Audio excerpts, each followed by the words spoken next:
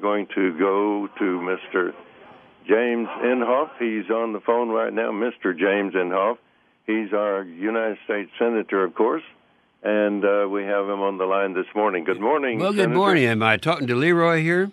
You're talking to LeRoy. Well, good. It's I've been down there a couple of times in the last month. We were visiting had a town hall meeting there on November 20th, and then right before that, I came down to be with all of your the coal people.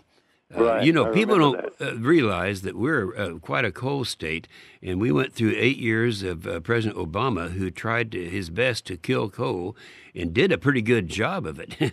But now it's alive and well, and it's going to be a great contributor to the economy of your whole part of the state down there, LeRoy. Well, the deregulations has done a lot for our country, hasn't it? Not just coal, but other areas. That reminds me, my website is inhofe.senate.gov. Now, if you'd remember that, write that down, LeRoy, and I'd encourage people to get onto the website and just pull up all the regulations. The over-regulation during the Obama administration, those regulations had to be withdrawn. And already we have, 15 plus 51. Yeah, we have 60, almost 70 regulations now that have been done away with. They're either done by executive order, which President Trump has done, or by Congressional Review Act, which allows us to introduce a bill and do away with it. I'll give you an example. The first bill signing ceremony that Trump had was my bill that would do away with the rule that went in during the Obama administration that said if a domestic oil or gas company is competing with China or some nationally owned company, then they have to give them all the ingredients of their bid, which puts us at a competitive disadvantage. And so I did away with that, introduced a CRA, Congressional Review Act, and the president signed it in a signing ceremony. So, but if they'd like to see how many regulations were passed during the Obama administration, this is mind-boggling. I mean, things like doing away or trying to establish a national school board to replace local control of schools, things like that. So anyway, if you'd let them know they can get that, they could be the smartest guy in the neighborhood after they read it. Give us again your website. It's Inhofe, spelled INHOFE, inhofe.senate.gov, G-O-V, government. Okay. And let me say this right off the top here, LeRoy, that 3 wonderful things are going to happen today. Do you want to know what they are? Yes. And you can talk about it. Tell us. Well, first of all, is the tax bill is going to be signed tonight. That's going to be the first tax bill, and we do want to spend a little time on that. The second thing is the veterans bill that you have some information on will be signed tonight. And the third thing, this is December the 19th, and this happens to be Kay's and my 58th wedding anniversary. All right? Congratulations, you bet. That's wonderful. You can decide for yourself which is most important. Well, I've got that figured out already. All right. Hey, let me just mention, if I could, the tax thing, because there's been I want to ask you about that. The one fellow commented that this tax bill is like giving a person a bowl of oatmeal and asking him to live on that. Is that the way this tax? No. I don't think it's that way. No, Go ahead. tell us about it. There's so much misinformation out there. And I remember, of course, I wasn't in this position way back in the 80s when Ronald Reagan successfully passed 2 major tax reductions, very similar to the one we're going to pass today. And it was the person who called in, he's obviously just not informed. If you stop and look at how he's going to benefit, whoever this guy is, the Tax Foundation, which is a nonpartisan group that makes evaluations as to how, and they analyze these different taxes. They said in the state of Oklahoma, the average family of 4 will increase their family income by $2,000. Now, if you want to know how that happens, you have the corporate tax rates that are going to be coming down from 35 to 21, making us globally competitive. They have the standard deductions, including the guy that called in. his deduction is going to be, if he's single, it'll go up from $6,000 to $12,000. If he's married, it'll go up from $12,000 to $24,000. If he has children, his tax credit will go up from $1,000 a child to $2,000 a child. If he has an estate or a farm that he wants to pass on to his kids, then the exemption will double, so that he could go up to not have to pay estate tax unless it's over $11 million. So this is something that I'm not saying this critically, but I know that a lot of the Democrats are trying to find something wrong with it to justify voting against this. And the only thing they can say is, well, somehow with all these reductions, it's going to reduce revenue. Let me share something with you, and this is very important, LeRoy. When we had the reductions, let's go back to 1981. In 1981, the total amount of revenue that came into the United States of America was $469 billion. Ronald Reagan came and he made the tax cuts, all the tax rates, and the top rate came down from 70% to 50%, and then comparable reductions in all other rates. That $469 billion increased to $750 billion. Now, and this is the reason. For every 1% increase in economic activity, that translates into $3 trillion of additional revenue. Now, that's something that has always happened. And during the Obama administration, we only increased during his 8 years, the economy only increased 1.5% a year. Already in the second and third quarter of the Trump administration, it's increased to 3%. So that lets you know that you can dramatically increase revenue by decreasing taxes. It's proven over and over again. It's just that people who are just very, very partisan, don't want to believe it. So that is good news, and it's going to affect those people who are listening to us right now. According to the Tax Foundation, the average family of four would be $2,000 a year. And that's extra money that they can spend, and that builds the economy. See, too, there right? you go. See, it snowballs, and that's what. Why do you think that one of the main reasons that under the second and third quarter of the Trump administration we've had such increase is this regulation thing? Again, if you don't believe it, send and you'll show them how they can do this. Get the regulations that came in, and you'll see how an over-regulated society can be damaging economically. And I don't say this critically of Obama. Obama is a sincere liberal. I mean, he believes that our lives should be controlled more from Washington than they are at the present time. If you believe that, then you're not a strong person on military, and of course, I hope we have a chance to talk about that. Yes, we will. And so anyway, I'm just glad we have somebody in there now that we can reassert our position, like overseas, as the leader of the free world again, like we once were.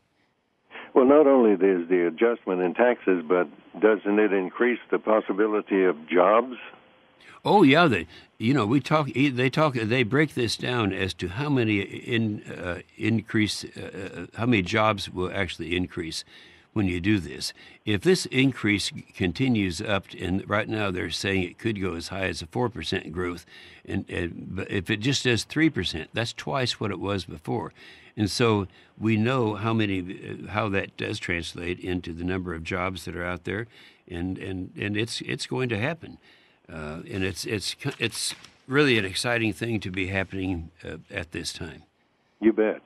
Okay, you mentioned the military. I'm interested in our ability to not only defend but to do whatever we need to do to keep ourselves, safe. Well, LeRoy, I have to tell you that during the 8 Obama years, and I can remember talking about this in 2003, and about some of the problems that we saw coming our way, and sure enough, during the Obama years, we starved the military down to the point where only 1/3 of our BCTs, those are the brigades, the ground brigades in the United States Army, only 1/3 of them can fight, are ready to fight.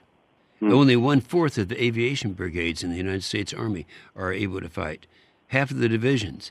The Marines, they use F-18s. In the Marines, the 62% of the F-18s can't fly because the first thing you do when you're starving or downgrading a military is you do away with maintenance. And for that reason, the figures I just gave you, I'm very proud of our military for coming and testifying that this is true, because I don't have the credibility to make these statements, even though I've been ranking member on the Senate Armed Services Committee and have been active on that committee for a long time. But the uniforms have more credibility, and that's what's happened to our military. So now we've got to start rebuilding. We're in the most threatened position that we've been in as a country in the history of our country. Just look what happened less than a month ago when North Korea fired an ICBM, Intercontinental Ballistic Missile. They did it in a test, and that test showed that they have a missile that can reach continental United States. And so that's what makes us in such a threatened position. We have a mentally deranged guy that's running the country of North Korea, and our military come in and testify that it's totally unpredictable. He doesn't know what they're going to do. It's not like it was during the Cold War when you had two of the superpowers, and we knew what they had, and they knew what we had. This is a country that can hit the United States with a missile. That's a scary thought. And it seems that President Trump, listening to him last night, that was good, I thought. Oh, yeah, it was. He's making a lot of progress. It's not taking generations, is it? No, it's not. And what he said last night, and I didn't hear it live, I had to listen to the rerun this morning, and I was so proud of him because he's talking about how it's not just rebuilding ourselves so we're going to be able to defend ourselves and our allies, but it's reasserting our position as being a leader in the free world. I think I probably never mentioned this. I know I did to the group that when I was less than a month ago, I was down in Poteau, and I mentioned to him at that time that we had a situation that is threatening to us to the extent that we have not had before in the United States, and so. We are right now rebuilding, and the speech that he made last night made it very clear. I remember in Ukraine, some people there in Poteau, I'm sure, were stationed over there in Ukraine. The 45th Guard Unit out of Oklahoma was there for a year. In fact, I was over there a couple of times while they were there, and they just came home last week after a year. Well, I happened to be over there visiting them. At the time of the last parliamentary election that they had in the Ukraine, President Poroshenko was so happy when I was over there because for the first time in 96 years in that parliamentary election, not one communist was elected to the parliament in Ukraine, not one. And, of course, right after that, you will remember that Putin came in and started killing the Ukrainians. They didn't have a lot of weaponry, and so we tried to send over defensive weapons so they could defend themselves. And at that time, it was President Obama, and he wouldn't allow us to do it. Well, now we're doing it. And so we had lost the respect of so many of our allies during that period of time, and now our allies have look at us as, again, they once did as the leader of the free world. No apologies. No, you remember, it's funny you'd use that word. What was going through my mind when we were talking was the first thing that President Obama did 9 years ago when he took office. He went on an apology tour, apologizing for the United States all throughout the Middle East and elsewhere. And this has totally changed. Now, I know a lot of people are thinking out there how abrasive our president is, and that he has these tweets that he comes out with and all that. But that may be his style. But he's getting, in terms of our military, in terms of our economy, he's just resurrecting America, and I just feel really good about it. Yes, sir. You bet. Okay, so what about the future? Looks good, doesn't it? It looks good. We're going to have this tax thing is going to be, it's the first time in a long time that this has happened. The veterans right now, nothing could be better than what's happening with the veterans. You might remember, and most of your listeners will remember, that they woke up in December of 2015 with the headlines in the USA Today as an article talking about the problems that Oklahoma has with their veterans. Mm-hmm. And immediately, James Langford and I and Mark Wayne Mullen actually was very much involved in that at the time. The three of us got busy and we had to actually enact new laws to correct the problem. We found that the administrators in Oklahoma City and in Muskogee were doing a lousy job. We were able to send in the VA, and then but to do this, we had to pass a law forcing them to have an outside entity come in with them to evaluate, to make sure that we were getting the truth, and that the VA was making a very thorough study. And so we had to pass a law to allow that. We had to pass a law to give them the power to fire people on the spot if they're doing a bad job, instead of waiting around for a year or so. And so tonight, one of the bills that's going to be signed by President Trump, in addition to the tax bill, is going to be a veterans bill, and that veterans bill is going to give them the authority to have other people come in with them to make sure that we are taking proper care of our veterans. So the action will be more sudden, right? It'll be more sudden. Well, it's already sudden, LeRoy, because we've gone from a 1-star evaluation to a 3-star. That is huge, and that's just as a result of the legislation that passed and the rebuilding of our Veterans Administration.